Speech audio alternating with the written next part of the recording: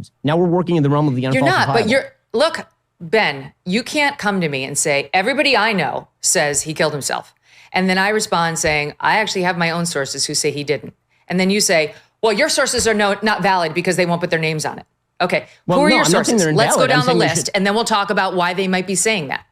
My sources are the President of the United States, the Vice President of the United States, Kash Patel, the head of the FBI, Dan Bongino, the Deputy Head of the FBI, and Pam Bondi, the Attorney General. And those aren't just my sources. They're everybody's sources because they publicly came out and said this.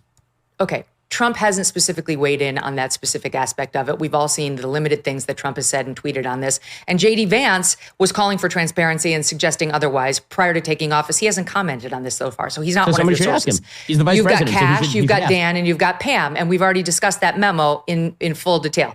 I'm talking about people behind the scenes who, prior to Trump taking office, I'm not going to get too specific, but trust me, I have high-level sources who have said they don't believe any of that. Any of that. Okay. So, and I'm not going to out them for purposes of convincing you, but you're telling me name them. No, I'm not going to. I don't have authorization. I'm not saying and then you say, well, I dismiss all of it because you won't name them.